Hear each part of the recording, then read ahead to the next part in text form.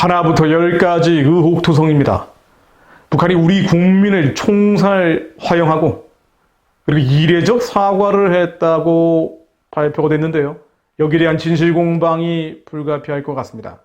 청와대가 25일 발표한 바에 따르면 김정은은 북한 통전부 명의 통지문에서 미안하게 생각한다고 했는데요.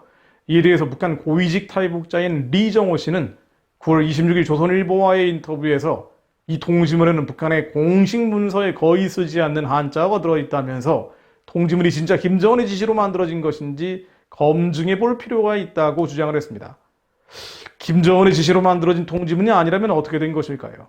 누가 이 통지문을 만들었다는 것입니까? 정말 의혹 그 자체입니다. 리정호 씨는 김 씨 일가의 비자금과 외화 조달을 관리하던 조선노동당 39호실 출신의 고위 간부로서 미국에 거주하고 있는데요. 그런 노동당 39호실의 대응총국 선박무역회사 사장과 무역관리국 국장, 금강경제개발총회사 이사장 등 북한에서 차관급 지위까지 올랐던 인물이고요. 현재 대외적으로 알려진 탈북자 중에선 최고위급입니다. 리 씨는 청와대가 공개한 북한 통지문에 대해서 북한에서 쓰지 않는 용어가 많다면서 내가 김정은의 방침을 많이 받아봤지만 저렇게 북한에서 쓰지 않는 한자 용어를 섞어 쓰는 경우는 거의 없다며 김정은의 정식 방침인지 의문이라고 했습니다. 청와대가 공개한 통지문을 보면 실제로 정체불명의 인원, 부유물의 많은 양의 혈흔, 병마의 위협으로 신고하고 있는 이런 북한에서 거의 쓰지 않는 한자 용어가 들어가 있지요. 리정호 씨는 북한 최고 지도자가 내리는 방침은 맞춤법부터 모든 것이 거의 완벽하게 내려온다면서 만약 김정은 측의 검토를 거쳤다면 인원은 사람으로 썼을 것이며 혈흔은 핏자국으로 썼을 것이고 신고는 고생이라고 썼어야 할 것이라고 했습니다. 그러면서 김정은의 정식 지침을 따라 만들어진 것인지 의문이 든다고 했습니다. 이 부분은 아마도 여타 탈북자나 다른 전문가 의견도 같을 것 같습니다.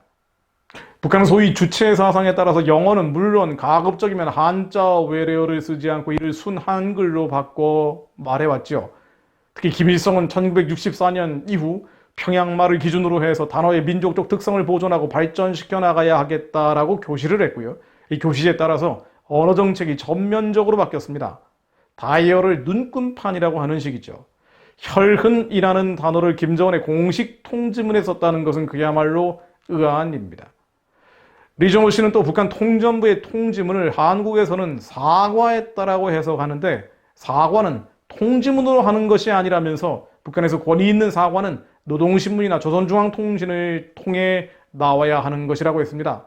리 씨는 또 이 통지문이 진짜 북한이 작성한 것이라고 해도 김정은이 미안하게 생각한다는 등의 표현이 나오는데 이것은 거짓말이다라고 지적을 했습니다. 즉 김정은이 몰랐을 리가 없다는 것이죠. 김정은의 지시로 우리 국민을 죽였을 것이라는 해석입니다. 리 씨는 한국군의 발표를 보면 북한군이 한국 군민 A씨를 발견한 뒤에 6시간 후 상부의 지시를 받고 사살했다며 남한 사람을 사살하는 것은 김정은의 결정 없이는 할 수 없고 6시간은 김정은의 판단을 받기 위해 걸릴 시간일 것이라고 말을 했습니다. 또 통지문에는 정장, 즉 한국군 대위급인데요. 이 정장의 결심 밑에 불법 침입자를 향해 사격했다는 내용이 나오는데 이것은 거짓말이라며 남한에서 넘어온 사람을 사살하는 것은 김정은의 지시 없이는 있을 수 없는 일이라고 했습니다. 공무원 이모 씨의 월북 과정, 총살 과정, 화형 결과 일체가 미스터리입니다. 김정은이 보냈다는 통지문도 의문투성이긴 마찬가지입니다. 국내 전문가들은 이 통지문이 김정은의 지시대로 작성된 것이라는 전제 아래 북한이 전 세계적인 비난을 피하고 남북관계를 추가로 악화시키지 않겠다는 의지를 표명한 것이다 라고 해석을 합니다. 그러나 그런 비난을 피하고 남북관계를 악화시키지 않으려 했다면 애당초 왜 이런 만행을 저질렀는지가 의문입니다. 굳이 논리적으로 해석을 해본다면 김정은이 사고를 치고 오리발을 내밀어서 남한 정권과 남한 사회를 길들여가려는 전략과 계산이라고 볼 수도 있죠. 다만 이것은 논리적인 해석입니다. 북한의 1인 지배 수령 독재 체제입니다. 모든 것이 김정은의 마음대로 성질대로 갈 수밖에 없는 사회죠. 최초의 김정은은 홧김에 공무원 이모 씨 사살 화형을 명령했을 수 있고 정신을 차리고는 적당히 수습하는 모양새를 취했을 수도 있고 아니면 그런 모양새도 취하지 않았는데 어디선가 그런 모양새를 연출했을 수도 있습니다.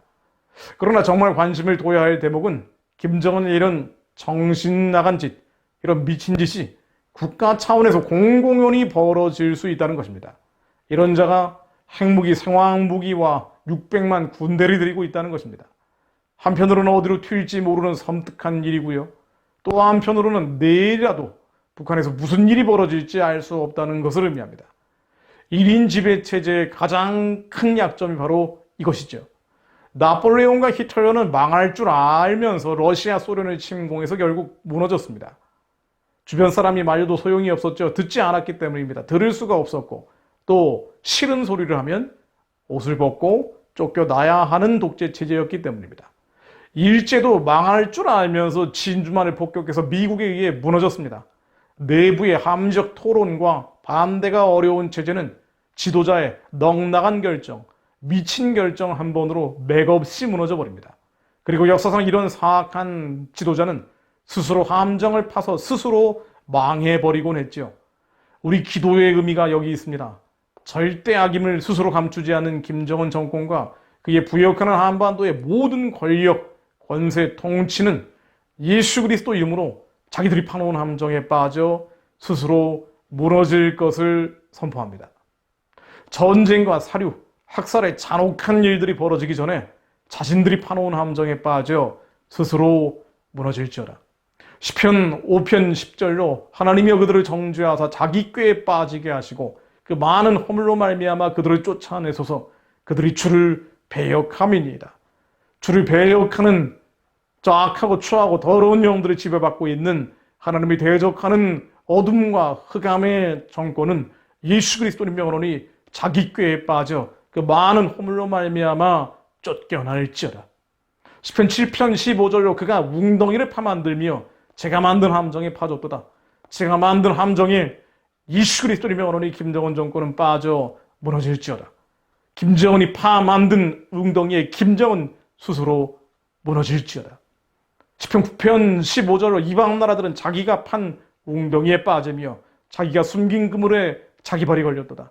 김정은이 숨긴 그물에 김정은이 발이 걸리게 하시어 하나님 교만한 세력들이 스스로 무너지게 하옵소서. 시편 110편 2절로 악한 자가 교만하여 가련한 자를 심히 압박하오니 그들이 자기가 베푼 꾀에 빠지게 하소서. 가련한 자들, 북한에 고난받고 있는 2,500만 백성들을 불쌍히 여겨주시어 이제는 포갑하는 김정은 정권이 자기가 베푼 꾀에 빠져 무너지게 하옵소서. 35편 8절로 멸망이 순식간에 그에게 닥치게 하시며 그가 숨긴 그물에 자기가 잡히게 하시며 멸망 중에 떨어지게 하소서. 순식간에 북한의 우상숭배 체제가 무너질 것을 믿음으로 선포하며 기도합니다. 그가 숨긴 그물에 그가 잡히게 하시고 모든 우상의 권력들이 한반도에서 스스로 무너지게 하옵소서. 주님이 말씀들이 한반도 위에 응하게 하사 말씀으로 기도하는 남은 자들의 부르짖음에 하나님 응답하여 주옵소서. 예수 그리스도 이름으로 명하노니 악한 자가 교만하여 가련한 자를 심히 압박하오니 하나님 저 악한 세력들이 자기가 파놓은 함정에 빠져 무너지게 하옵소서. 예수 그리스도 이름으로 기도했습니다. 아멘.